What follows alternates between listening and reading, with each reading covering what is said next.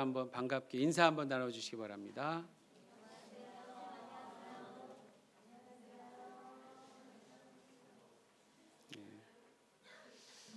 자, 오늘은 사도행전 9장 10절에서 16절 그 전능자의 선택이라는 제목으로 말씀을 증거하겠습니다. 그 현재 우리가 계속해서 보고 있는 본문 사도행전이죠. 본문에는요, 그 예루살렘 교회를 받게 했던 사울이라는 인물이 계속해서 등장합니다. 예루살렘에서 이제 사울이라는 사람은 예루살렘에서 특별히 이제 예수의 제자들을 박해하는 것도 모자라서요. 그 다메섹이라는 곳으로까지 가서 예수의 제자들을 잡아오려고 했던 사람이었어요. 그 장면을 가만히 보고 있으면 그 어떤 사울의 어떤 야망 뭐 이런 것도 한번 엿볼 수 있고요. 그다음에 도대체 그가 생각하는 의라는 건 도대체 뭐냐 하는 생각도 해보게 돼요. 나중에 사울 자신이 쓴 여러 글에서 고백한 내용을 보면 자신이 그렇게 하는 것이 심지어 하나님 앞에서도 옳았다라고 확신했었다 그래요. 본인은. 그러니까 자기는 그렇게 해야 되는지 알고 한 거죠. 그러고 보면 여러분 사람은요 자신이 확실히 자신이 가지고 있는 그 신념 있죠. 신념에 따라서 살아가는 것이 정말 맞는 것 같아요. 그것이 정말 성경을 통해서 나오는 것이든 아니든지 간에 어쨌든 사람들에게는 누구나 자기가 믿고 있는 확고한 것들이 좀 있습니다. 심지어 사울의 경우는 그게 옳지 않은 것인데도 그 해석과 판단에 어느 정도 지지하는 환경이 조성될 때요. 나름대로 이 액션을 취하게 되는 거죠. 여러분 사울은 성경을 진지하게 연구하는 바리새파의 멤버였습니다.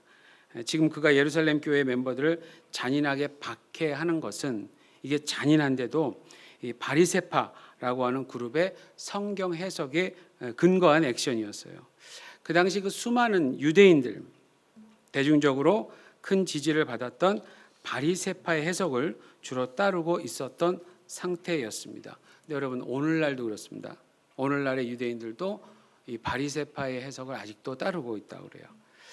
그런데 그 당시에 적어도 나사렛 예수가 갈릴리에서부터 와서 예루살렘에 등장하기 전까지, 물론 갈릴리와 예루살렘 다지만 등장하기 전까지는요 그저 큰 무리 없이 이 바리새파의 성경 해석이 대중을 인도해 가고 있었다라고 이야기해도 과언이 아닐 겁니다.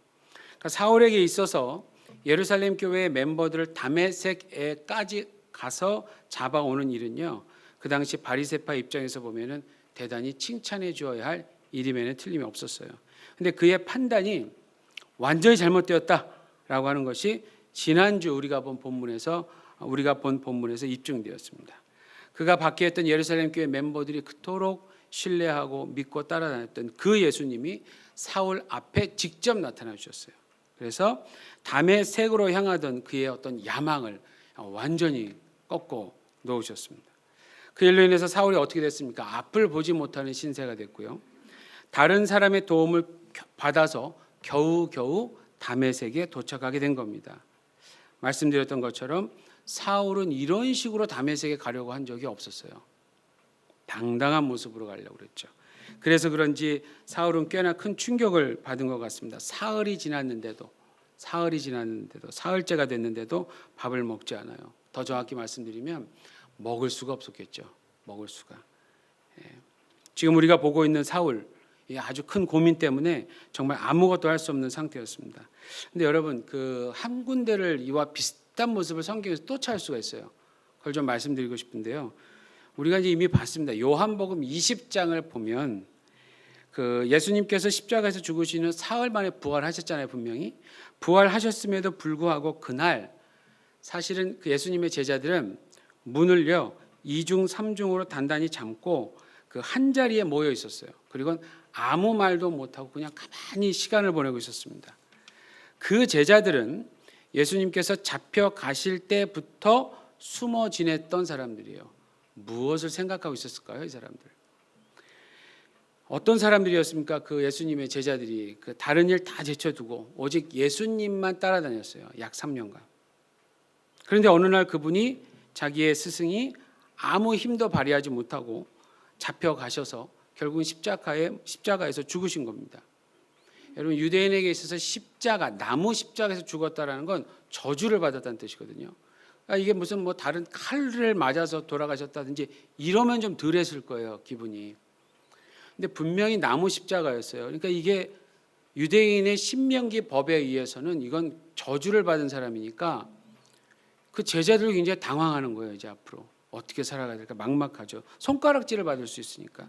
근데 그거보다 더 고민은 뭐였을 거냐 생각해 보니까 그동안 왜 따라다녔습니까? 그 기대가 있었잖아요. 자신의 랍비가 고대 다윗 왕과 같은 유능한 정치적 왕이 되면 자신들은 그분과 함께 이스라엘을 통치하는 어떤 장관들이 될 거잖아요. 장관들이. 얼마나 그게 동기부여가 됐겠습니까? 근데 그 신나는 꿈이 와르르 무너진 거예요. 그러니 얼마나 실망이 컸겠어요. 그리고 동시에 이제부터 겪을 수 있는 바리새파나 사두개파의 박해가 얼마나 두려웠겠습니까? 근데 그곳에 부활하신 예수님이 나타나 주신 거예요. 부활하신 예수님이. 그리고 그들을 안심시키시면서 거기서 예수님이 요한복음 20장을 보면 그들이 해야 할 사명에 대해서 예수님이 또 말씀해 주세요. 말씀해 주셨어요. 근데 여러분 보통 그 정도의 장면이 나오면 어떻습니까? 보통 영화 같으면 보통 힘이 있는 어떤 막 희망이 넘치는 그런 어떤 음악이 막 배경으로 나오면서 제자들이 막 즉시 힘을 얻어서 밖으로 뛰쳐나가서 막 복음을 전하는 이런 모습이 나와야 정상 아닐까요? 근데 그 이후의 모습을 보면요 또 우리를 의아하게 만들어요. 이 제자들이 부활하신 예수님을 확실히 목격을 했어요. 그런데도 불구하고 어디로 가냐? 다시 원래 자신들이 출신지 갈릴리로 갑니다. 갈릴리. 뭐하러 갔었죠? 다시 어부의 일을 하려고. 다시. 예수님이 분명 새로운 사명, 사실 새로운 사명도 아니었어요. 원래 늘 예수님이 말씀하셨던 사명을 다시 한번 주지시켜 주셨는데도 불구하고 또다시 이전 일을 하러 간 거예요. 그러니까 예수님이 또 그것까지 가세요. 가셔서 결과적으로는 그들을 첫 번째 교회 역사상 첫 번째 교회의 개척 멤버로 삼으십니다. 제가 뭘 말씀드리려고 하는 거냐면요. 그 당시 유대인들이 자신들이 배워온 성경 해석에 대해서 얼마나 많은 영향을 받았었는가 하는 것을 좀 말씀드리려고 하는 겁니다. 그러니까 예수님의 제자들 역시 사울이란 사람 못지않게요. 바리새파의 대중적인 성경 해석을 지지했던 사람들입니다. 그나마 예수님께서 포기하지 않으시고 그들과 함께 계시면서 가르치시고 끝까지 찾아가서 회복해 주셨기 때문에 사울 같은 사람과는 잠시나마 달랐던 거예요. 여러분 만약 예수님이 갈릴리에 가지 않으셨다면 지금 우리가 보고 있는 신약 성경에는요 베드로, 요한, 야고보 뭐 이런 마태 이런 사도는 찾아볼 수 없었을지도 모릅니다. 여러분 예수님 믿는다는 거 제가 누차 말씀드립니다만 정말 아무런 고민 없이 쉽게 이루어지는 일이 아닙니다. 그리고 이곳에 이미 예수님의 제자가 된 분들 중 가만히 생각해 보면 고민하지 않고 예수님 영접한 분 사실 계실까요? 사실 계실까? 저는 없다고 생각을 해요. 없다고 생각해요. 근데 이런 분들이 계시더라고요. 어려서부터 교회를 다녔기 때문에 자연스럽게 그랬다. 그것도 좀 한번 의심해 봐야 될 것 같아요. 네. 제가 일부러 뭐 이렇게 충격을 받으시라고 이런 얘기하는 건 아니고요. 왜 그러냐면 이게 예수님 믿는 게 뭐냐면 그동안 자신이 가지고 있던 일종의 해석 체계로 얻은 결론들을 다 버리라는 뜻이에요. 이게 예수님 믿는다라는 게. 그러니까 내가 나름대로 결단하고 결정하고 그러니까 사람들은 저마다 다 이렇게 세계관을 갖고 있다고 제가 말씀드리잖아요. 그게 뭐냐면 개인이 무언가를 결정하는 어떤 틀인데 나름대로 이제까지 오시면서 자연스럽게 생긴 어떤 사고 방식이에요. 한국인이면 한국인으로서. 근데 한국인이라고 다 똑같나요? 지방마다 다를 수 있고요. 가족 배경마다 다를 수 있고요. 어디 출신이냐 통해서 또 다를 수 있어요. 다 달라요. 다 달라. 그래서 사실은 지금 내가 무언가를 가지고 있다 하면은 그것이 자기한테는 소중할 수밖에 없어요, 여러분. 예, 소중할 수밖에 없어요. 그걸 버린다라는 게 그렇게 쉬운 일이 아닙니다. 사실 알고 보면 버린 줄 알았는데 신앙생활 하다 보니까 계속 부딪히는 게 그거예요. 그거랑 부딪히는 거예요, 보니까. 그래서 뭐라고 그러나요? 이 성격은 하나님도 못 고쳐. 이런 말씀 하지 말라고 그랬죠. 왜 못 고쳐요? 왜 못 고쳐? 왜 못 고쳐? 그냥 봐주시는 거지. 단번에 고칠 수 있어요, 하나님이. 근데 인격적인 하나님이시니까 차근차근 고쳐주시는 거예요. 그러니까 이제 어렸을 때부터 교회 다니면서 자연스럽게 예수님 만난 분들이 꽤 계시는데, 근데 사실 시간이 지나면서도 계속 고민은 될 거예요. 그러니까 고민되는 부분들은 분명히 있을 거예요. 예수님을 3년이나 따라다녔던 최측근 제자들에게도 이건 분명히 어려웠던 일이었습니다. 근데 그들과 비교가 되지 않을 만큼의 높은 스펙을 자랑했던 사울, 이 사람은 더 고민이 되지 않았겠습니까? 정말 않았을까요? 여러분, 지식이든지 돈이든지 간에요, 가지고 있는 것이 많으면 많을수록 예수님을 따라가기가 쉽지 않아요. 왜냐하면 이 버리기가 너무 아까워서 그래요. 그래서 성경은 있는 줄로 족한 줄 알아라 그런 거예요. 내가 오늘 먹을 거 밥 먹고 있다 그러면 감사 이러면 쓰면 돼요. 예.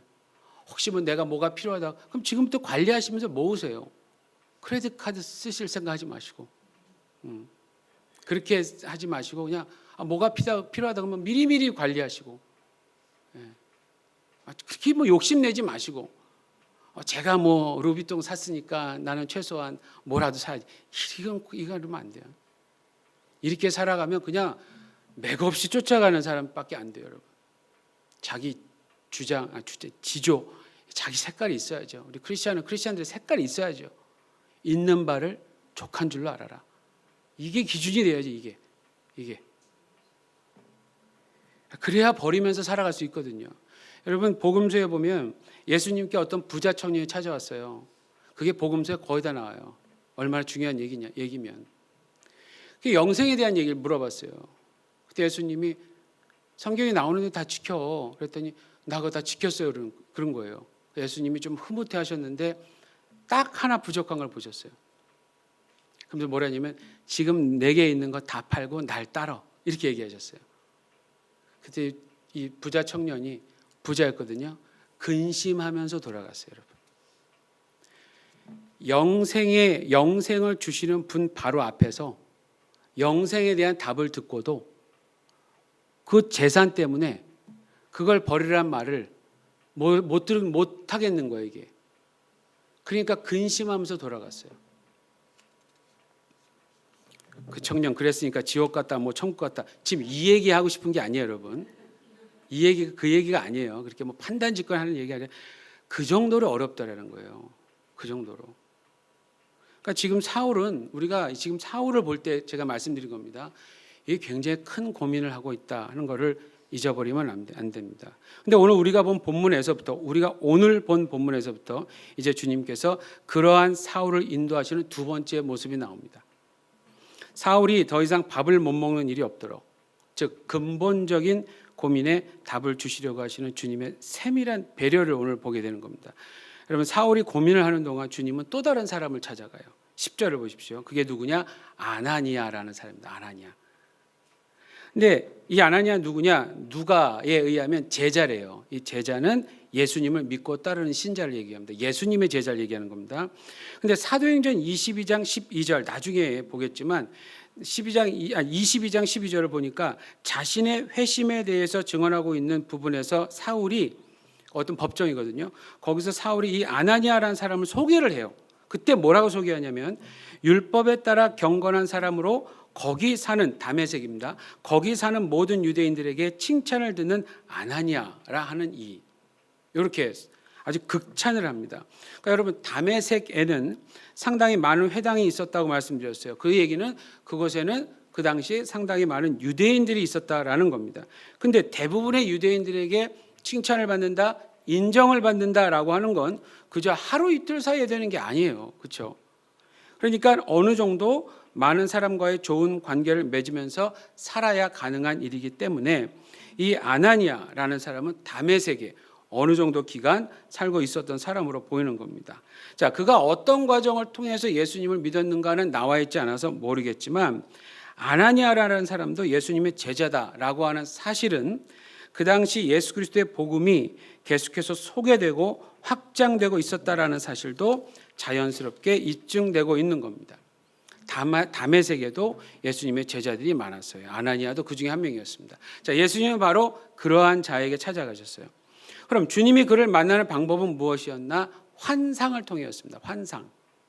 그게 꿈으로든 아니면 직접 보는 것이든지 간에 사실은 오늘날 우리 이렇게 하나님 말씀을 완벽하게 온전히 다 가지고 있는 우리들에게는 사실 흔히 일어나는 일은 아니에요. 우리들에게는. 그러나 당시까지는 특히 유대 사회에서는 여전히 일어날 수 있는 일이었습니다.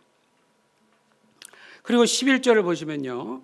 예수님께서 이제 아주 자세히 지시해 주시는 장면을 보게 돼요. 너무나도 자세히. 첫 번째, 일어나서 직가라고 하는 거리로 가래요. 근데 이 직가라고 하는 동네가 지금은 지명 이름이 바뀌었는데 실제로 지금도 존재하는 동네라고 합니다. 지금 지명 이름은 다르발 무스타킴이라고 그러는데요. 다르발 무스타킴. 예, 무스타킴 그러니까 어디서 많이 들어본 것 같기도 하고. 자, 어느 동네로 가야 할지 정확히 말씀해 주셨다라는 거. 그리고 거기에 또 유다라는 이름을 가진 사람의 집으로 가라고 하신 거예요. 유다라는 것은 이름은 그 당시 꽤 많이 사용했던 이름인데요. 이걸 합치면 직가라고 하는 거리에 있는 유다의 집이에요. 직가라고 하는 거리에 있는 유다의 집. 자, 그곳에 누가 있었느냐? 그냥 사울이 아니에요, 여러분. 다섯 사람 사울입니다. 다섯 사람 사울. 왜 그랬냐면 사울이라는 이름도 아마도 그 당시 많이 흔했던 이름이었던 것 같아요. 그래서 만약 이름이 같은 경우에는 어떻게 하느냐? 출신지를 꼭 언급합니다. 출신지. 자, 그리고 하나 더 말씀해 주십니다. 하나 어떤 걸 더 말씀해 주시느냐? 그 사울이라는 자가 뭐 하고 있냐면 기도하고 있다. 이걸 말씀해 주셨어요. 기도하고 있다. 자, 여러분 이 정도까지 말씀해 주셨는데 가서 누가 사울인지 모르면 그 문제죠. 네? 분명히 얘기했어요. 직가라는 거리에 유다라는 사람의 집에 가서 기도하고 있는 다섯 사람 사울. 그러니까 이게 뭘 보여주냐면 우리 예수님이 정말 디테일하신 분이다라는 거예요. 이게 하나님의 성격이에요. 여러분, 두리뭉실한 분이 아니에요. 우리를 그렇게 대충 구원하신 분이 아니라는 거예요. 한 사람을 구원하기 위해서 그렇게 그냥 설렁설렁 하시는 분이 아니라는 거예요. 여러분 요즘 그 생명의 삶에서 레위기 보시죠. 보시다가 돌아가신 분이 아직 없어서 다행이신데 이게 얼마나 어쩔 때 막 이렇게 이렇게 던져버릴 싶을 정도로 막 그냥 너무 구체적이잖아요. 근데 그 구체적인 이유가 사실이 있어요. 하나는 하나님 자신에게 드리는 예배 차원이고 하나는 거룩하신 하나님의 거룩한 공동체로서 거룩한 백성으로서의 그 명확한 색깔을 나타내는 거예요. 그러니까 그 얘기는 반대로 얘기하면 이스라엘 백성이 그렇게 하는 것을 통해 저들이 믿고 있는 하나님은 저런 하나님이구나 이걸 반대로 아는 거예요. 그러니까 메시지예요, 메시지. 그러니까 우리가 어떻게 살아가느냐의 모습을 통해서 우리가 믿고 있는 분을 그대로 반영하는 거거든요. 레위기도요 엄청나게 구체적이에요. 그걸 어떻게 다 외울까 싶을 정도로. 그러니까 이제 제사장들의 도움이 필요한 거예요. 제사장들은. 오늘도 마찬가지입니다. 사실 이게 짧은 구절인 것 같지만 굉장히 구체적으로 설명해 주시는 거예요. 그러니까 오늘 본문에서 사도행전의 저자 누가도요, 우리 예수님을 어떠한 분으로 묘사하는지를 한번 우리가 유심히 눈여겨볼 필요가 있습니다. 여러분 이제 12절을 보십시오. 예수님이 12절은 뭐를 우리가 또 알게 되냐면 예수님이 사울에게 이미 한 차례 또 말씀해 주셨다라는 사실을 알게 되는 거예요. 사울에게 다메섹에 가는 길 선상에서 만난 것뿐만이 아니라 또 한 번 만나셨다라는 거예요. 그리고 그 만나서 뭘 해주셨냐? 사울에게도 아나니아라고 하는 자의 이름까지 말씀해 주셨고요. 그가 와서 무엇을 하려고 하는지에 대해서도 말씀해 주셨어요. 그렇기 때문에 사울 입장에서는 반드시 아나니아를 만나야 합니다. 왜냐? 주님의 약속에 의하면 그 아나니아가 기도해 줘야 자신이 눈을 뜨기 때문에 그래요. 자, 우리 여기서 지금 사울이 무엇을 하고 있었는지에 대해서 예수님이 말씀해 주셨는데 아까 예수님 말씀대로 보면 사울은 지금 기도하고 있어요. 그러니까 이 얘기가 뭐냐? 그저 이제부터는 고민만 하고 있지 않는다는 얘기입니다. 그죠? 고민만 하고 있지 않다라는 의미가 되고요. 사울은 기도하고 있었어요. 그러니까 예수님께서 또 나타나 주셔서 또 다른 구체적인 지시를 해 주셨으니까, 그리고 그 내용에는 자신이 어떻게 해서 눈이 다시 보이게 될 것이다 라고 하는 구체적 약속이 들어 있었으니까 어떻게 됐겠습니까? 아무래도 이제 태도를 바꾸겠죠. 그렇잖아요. 또 나타나셔서 말씀해 주시는데 왜 더 이상 고민을 하겠어요, 사울이. 그러니까 이제 기도하는 거예요. 뭔가를 기대하면서 아나니아라고 하는 사람이 오기를 기다린 겁니다. 여러분, 약속을 받은 사람에게는 당연히 희망이 생기게 되어 있습니다. 당연히. 제가 우리 조카가 6살 때 퇴근하는 자기 아버지 보면서 생일 아직도 멀었어요. 생일 되려면 아직도 멀었어요. 한 10몇일 며칠 한 몇 주 남았는데, 한 2주 남았는데 퇴근에 오는 아버지한테 아빠, 나 생일 때 선물 사줄 거지. 아버지 다녀오셨어요? 이게 아니라. 그러니까 그 모습도 이뻐서 그래 할게. 그러면 얘가 돌아서자마자 절 보면서 춤을 추는 거예요.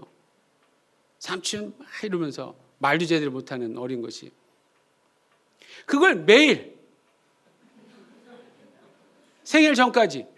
근데 어떻게 선물 안 사줘요? 아버지가. 엄마한테 용돈 받아서라도 사줘야지. 용돈들 안 받으시는가 보다. 그러는 거예요. 그러니까 여러분, 약속을 받으면 희망이 생기게 되었어요. 근데 그 약속이 누구 약속이냐면 지금 예수님의 약속이에요. 그러니 얼마나 이게 더 기대가 됐겠어요. 그러니까 예수님은 지금 사실 굉장히 구체적인 방법으로 사울을 변화시키고 가세요. 사울을.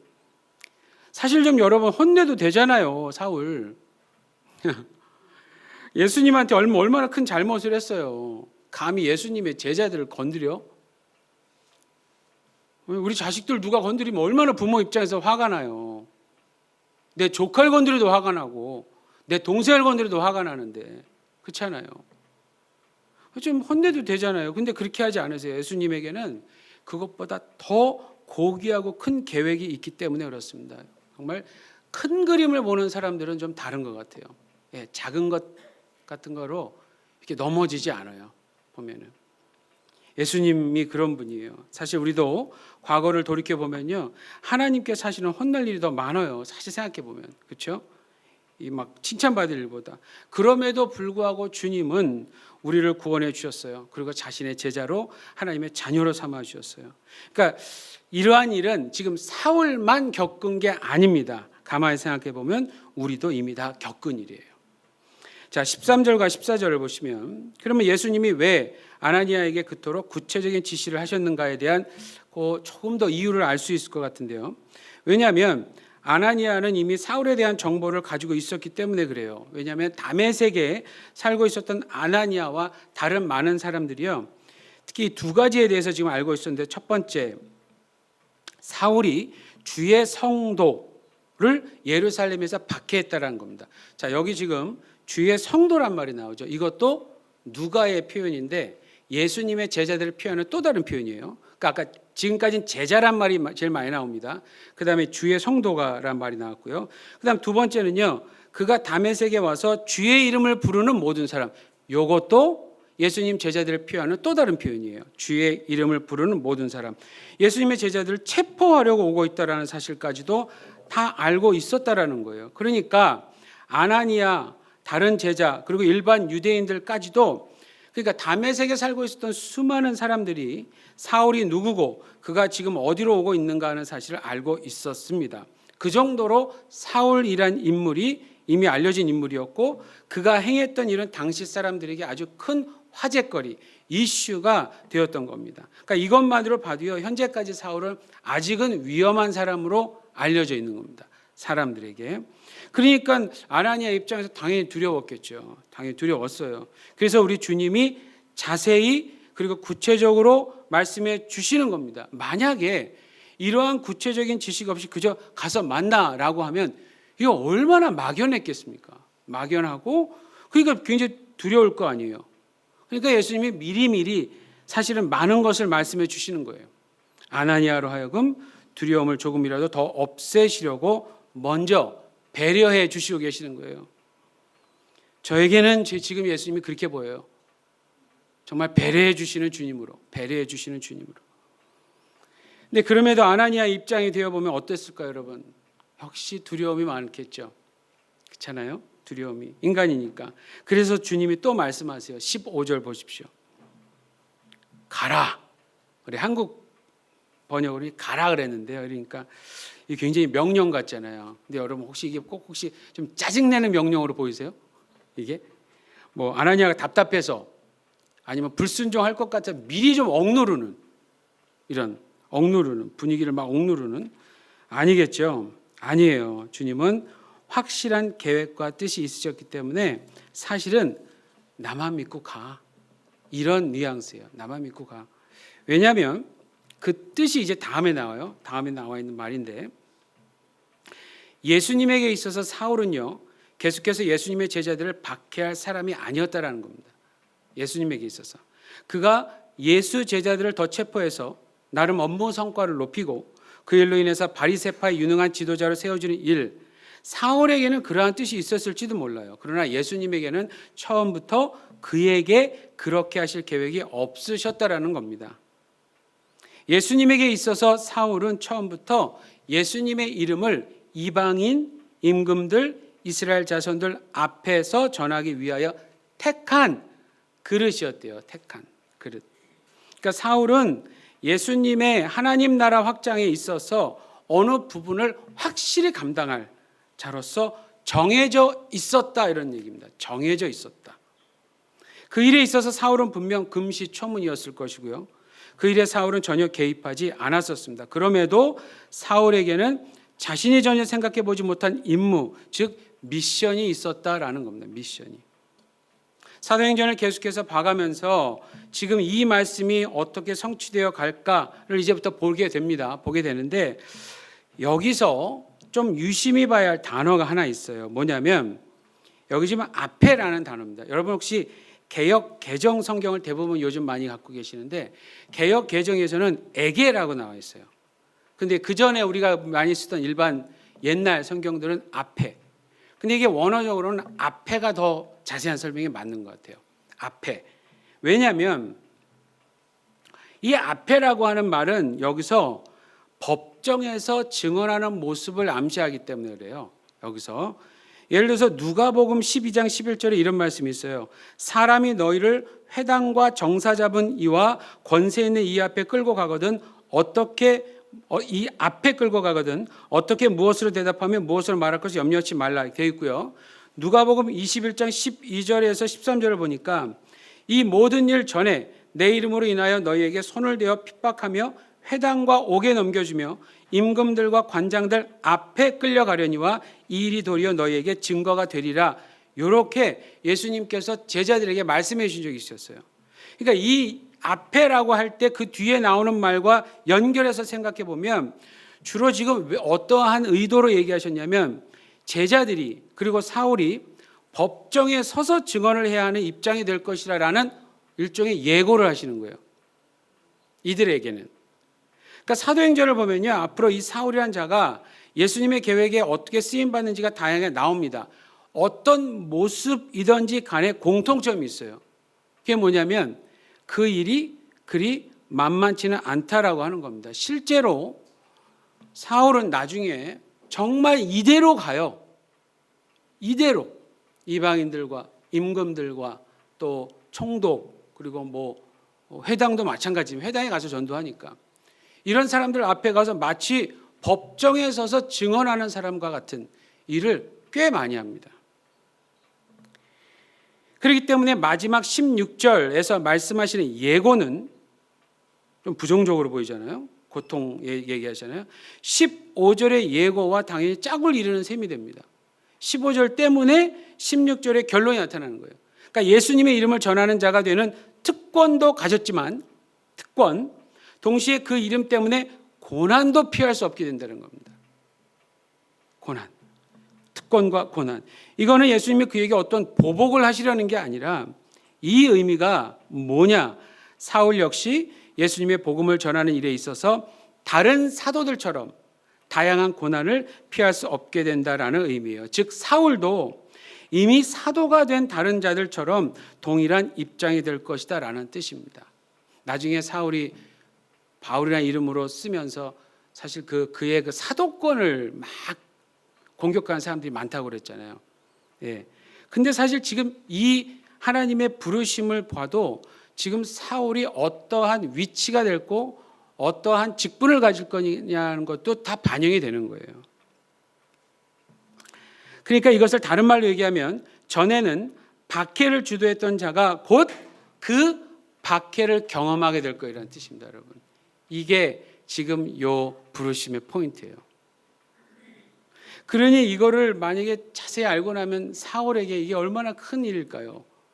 얼마나 정말 반전일까요, 이게? 전혀 다른 길, 전혀 다른 방법, 전혀 다른 사람으로 살아가게 되는 건데 이게 어떻게 간단한 일이 될 수 있을까요, 여러분? 이 삶의 여정이. 사울은 지금 하늘의 고귀한 부르심을 받고요. 이전에 자신이 세우던 방향으로 더 이상 갈 수도 없어요. 갈 수도 없고 하늘이 정해주신 그 방향으로 가려고 예수님의 구체적인 지시 하나하나를 기다리고 있는 중입니다. 여러분, 우리 옛날 우리 모습 같지 않아요? 우리가 처음 예수님 믿게 될 때 모습? 똑같은 거예요, 지금. 다른 사람 얘기하는 거 아닙니다. 근데 아나니아는 바로 그 일에 귀하게 쓰임 받은 거예요. 쓰임 받으려고 예수님께서 사용하시는 또 하나의 택한 그릇이었다라는 겁니다.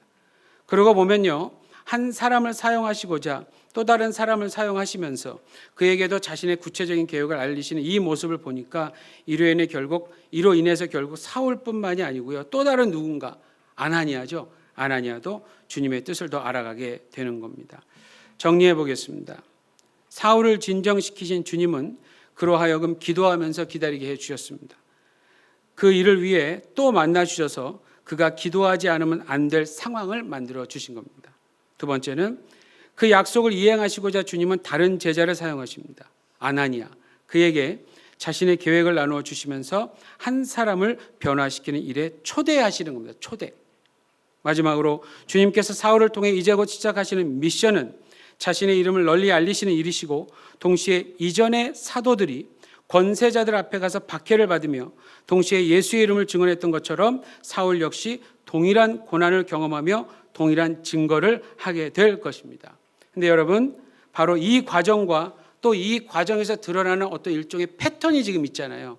이런 패턴이, 그러니까 주님께서 일하시는 어떤 특별한 방식이 오늘날 우리를 고귀한 하늘의 부르심으로 초대하신 모습과 동일하고요.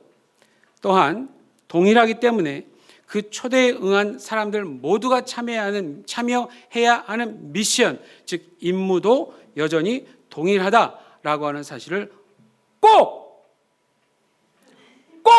저만 말고 목사 선교사들만 말고 여러분 모두 꼭 내가 예수님 믿고 예수님 제자다라고 확신하는 모든 분들, 아닌 분들은 괜찮아요. 아직은 안심하세요. 나 이미 예수님 믿고 제자 됐다 그러면 꼭 기억하십시오. 사울에게 차별 두고 사도들에게 차별 두신 주님이 아니라는 거예요.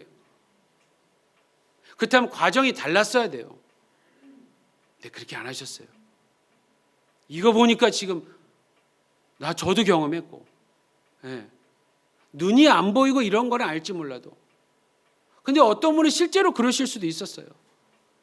정말 다양한 방법으로 한계를 딱 느끼게 하시고 우리의 힘으로 더 이상 살지 못하게 탁 막아주시면서, 하지만 이제는 초월하는 능력으로 살 수 있도록 하늘이 열리는 거죠. 정말 하나님의 전능하신 오른손이 우리를 향해서, 자신을 향해서 내려오는 그 순간에 잡는 겁니다. 그냥 뭘 우리가 두려워하겠습니까? 잡는 거예요. 아니, 엄밀히 말하면 우리를 잡아주시는 거예요. 사실 내가 잡는다는 것도 생각하면 생각할수록 이것도 교만인 것 같아요. 그러니까 나중에 사울이 나중에 고린도전서 여기서 뭐라고 합니까? 나의 나된 것은 다 하나님의 은혜다. 정말 이 말밖에 못하잖아요. 예수님 믿고 시간이 지나면 지날수록 자기 자랑이 더 많아지던가요? 적어지던가요? 솔직히 말할 게 없어요. 하나님을 알면 알수록 너무 위대하신 분인 걸 아니까 난 계속 작아지는 거예요. 어디까지 작아질지 모르겠어요. 이러다 없어질지 몰라. 그래야 돼요. 우리의 예전권 이미 다 버렸는데 그게 막 꿈틀꿈틀 올라오면 뭐예요? 그거 더러운 거. 완전히 없애고 새 사람 됐는데 새 사람답게 살아가야죠.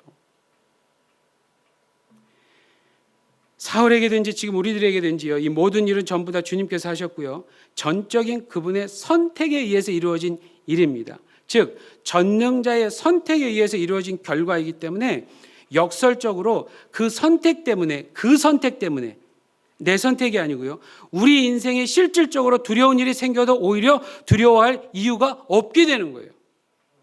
아멘이죠. 제 말이 맞죠? 이게 신앙은 역설적인 거예요. 약해진 거, 제일 미련하고 못나고 약한 사람인 것 같지만 실제로는 어디서 나한테 그런 힘이 나는지 몰라요. 진짜 어디서 이런 어떤 자신감, 담대함, 이게 어디서 생길까? 복음을 전하다 어려움을 당하신다면 우리의 부르심과 그 일이 이루어진 과정을 다시 한번 기억해 보시기 바랍니다. 우리의 선택이 아니었어요. 우리는 그 일에 관여한 적도 없었습니다. 그건 우리같이 약한 자들을 택해서 강하게 사용하시려는 전능자의 선택이셨어요. 그렇기 때문에 그가 모든 것을 다 책임지십니다.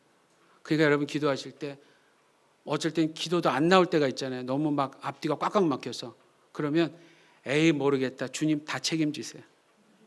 뭐 어차피 주님이 나 택한 거니까. 정 안 되면 우리 목사님이 그렇게 얘기하셨어요. 요럴 땐 그렇게 얘기하셔도 돼요. 요럴 때. 우리 목사님 다 그래. 우리 목사님. 네, 주님이 택하셨다니까 주님이 책임지실 거예요. 여러분 걱정 마세요. 잠시 불편하고 아프고 힘들고 왜 없겠어요? 있지. 그걸 내가 제 감정을 무시하겠다라는 게 아니라 그럼에도 불구하고 결론적으로는 주님 날 책임져 주십시오 하고 당당하게 말씀하시라는 겁니다. 내 선택이 아니라 전능자의 선택이기 때문에. 그렇기 때문에 전능자의 선택을 받으셨다면 그 부르심에 합당하게 임무를 완수하십시오. 하나님 나라의 복음은 바로 그러한 방법으로 그러한 자들을 통해 전달되고 있기 때문입니다. 기도하겠습니다. 사랑의 주님, 사울을 혼내지 않으시고 오히려 그를 위대하게 만드시는 계획을 세우신 모습을 보면서, 그리고 또 그 계획을 이루시는 모습을 보면서 우리들도 동일한 모습과 의도로 선택하셨음을 감사드립니다. 이제 우리 모두에게는 임무가 있습니다. 그 일을 위해 때로는 고난을 경험한다 해도 결코 포기하지 않겠습니다. 끝까지 우리를 보호해 주시고 인도해 주실 것을 확실히 알기 때문입니다. 그 믿음 단단히 붙들고 주님 나라 확장을 위해 복음을 자랑하는 우리가 되게 하여 주시옵소서. 감사드리며 예수님 이름으로 기도합니다. 아멘. 다 자리에서 일어나셔서